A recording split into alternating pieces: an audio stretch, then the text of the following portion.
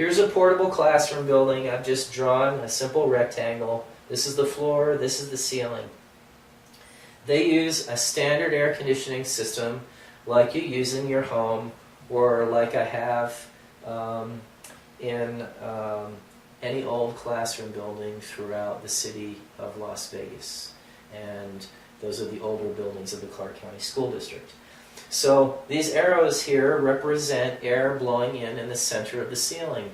That's what's called a mixed air system. Now, the air blows in and it circles all around the classroom, and it blows across all the children, as it should, to keep them comfortable.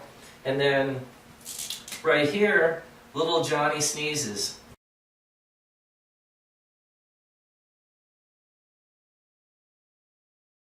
And then right here, little Johnny sneezes.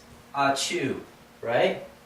When little Johnny sneezes, the sneeze is blown by the mixed air system throughout the classroom, and then it is drawn out through a return air grill in the ceiling. And guess what happens to that sneeze while it's going around the classroom? Everybody breathes it, right? Everybody breathes that sneeze, and then it's drawn up through the air conditioning return, and actually it's redistributed back into the classroom through the mixed air systems, through the supply grills.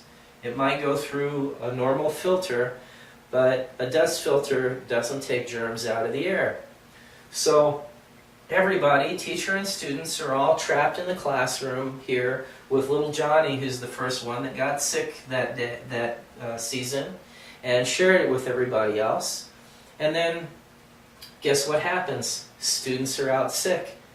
Now, this is what I'm talking about. There's no rocket science in human physiology or education. A student misses a day of school.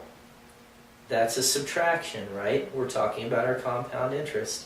And then the worst of it is, if you really want to have a major detriment from this design, here's your teacher standing out in front of the classroom. Teacher's out sick for the day. Then you have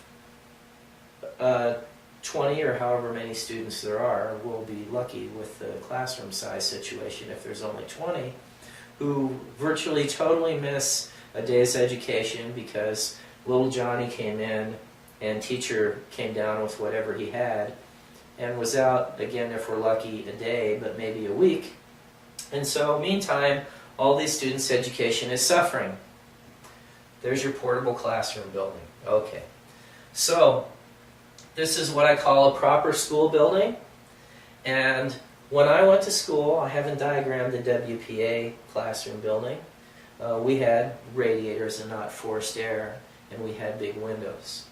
So when somebody sneezed in the classroom, sunlight, which has now been euphemistically termed daylight, and somehow it becomes better because we call it daylight instead of sunlight, was recently discovered. This is fairly recent, only in around 2004, 2005, they discovered that sunlight is good for children.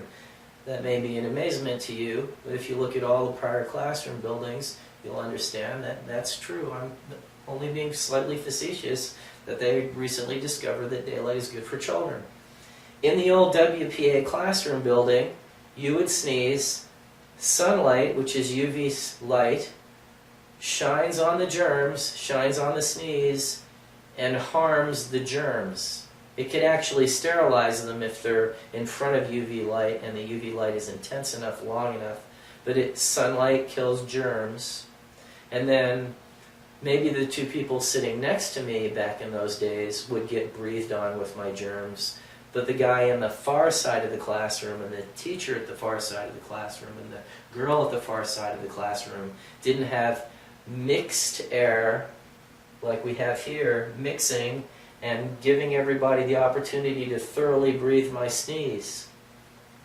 So, here's a proper classroom building, properly designed. Classroom properly designed. We're blowing in air at the floor here. And the reason why we're blowing in air at the floor and we're returning it at the ceiling is, if Johnny sneezes right here, his sneeze is going to go straight up because that's the way the air conditioning system works. It goes from low to high, and then it's going to be drawn out here through this return. Now, you're going to say, Ken, the system is just going to recirculate the sneeze and blow it back into the room. No, because over here I have daylighting. Again, we used to just call it sunlight. And this sun is shining in here and bouncing off, and here's your sun blowing into the room, glowing into the room, and that UV light from the sun coming in through the window shines on those germs and causes them to be killed before they return. Now, if you have skylights, which I'm showing here, it's even better because the daylight penetrates the classroom more thoroughly. So, daylighting a classroom reduces absenteeism. Absenteeism increases education. It's very simple. Now, those are the kind of things that the Clark County School District continues to stick to their guns, that the old bad is what we're going to continue to do. That's our standard. We have that in all our schools, and we're going to stick by it. They don't have an excuse or a reason for continuing on doing it that way, but they continue on doing it that way. I have no idea why. I do not believe it is ignorance of the trustees, because the trustees have to have the information that I've just presented to you. Now, you may be saying to yourself, Ken, you're advocating replacing all the schools in the entire district. No, I'm not. I'm telling you that they can get rid of all of the portables without building any new schools. So, why are we continuing on doing this? I don't know. I have no explanation. The reason why I have no explanation is because the school district trustees use parliamentary procedures to disable the public's ability to know why they're doing this. But I will tell you some of the factors. One is plain old bureaucratic laziness. They've just been in the habit of ordering up some portables to catch the overflow, to avoid having to use good, hard thinking processes to avoid their way out of it. Obviously, somebody's getting money from these portables being bought, and somebody's keeping their job from moving all the portables around. But more importantly, we have a don't rock the boat, don't change things, don't make any dramatic improvements school board. So what I'm asking is, if we were first in the nation or 10th in the nation, I'd be saying, hey, don't change anything, everything's fine, let's not go messing around with perfection. But we're 50th, 50th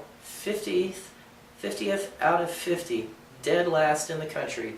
See the no F minus? What would a grade of 50 be the equivalent of in a letter grade? I think it's an F minus, dead last. Now, the people who did the rating actually gave us a D plus because they did no A's and they cheated the bell curve a little bit. But even if you want to say D plus, if we're a D plus school district, why aren't we out there changing everything, not just this? This is not a adding cost item, this is a reducing cost item.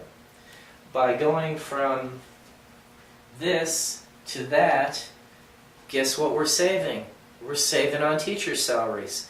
And how are we saving on teacher salaries? The best way possible.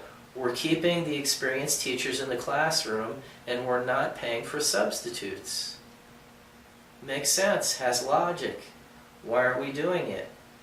Because the way the school district does its decision-making process is the anti-universe. Anti-universe meaning, if it's a simple question and the answer is either A or B, and anybody could see as plain as the nose on your face that A is the answer, then the school district will pick B and make you fight your way back from that. So, if portables are so great, why don't the trustees sell their houses and move into double wides? I think they should put their money where their mouth is, don't you? Of course they're no good, and of course you wouldn't want to be in, have your child in one. A lot of the teachers like them for political reasons, because it's a way to get away from all the politics of the main body of the school. But that's another failure that we need to solve. The few people that are advocating for portables, or would prefer to be in portables, would much prefer to be in a school with the rest of the students and the rest of the educators if the system was run right. This has become a retreat to get away from a messed up system. I understand that, but we can't allow it. We can't have our children in this situation. It's too detrimental for them, and it's a waste of money to be buying all these portables and moving them all around when we don't need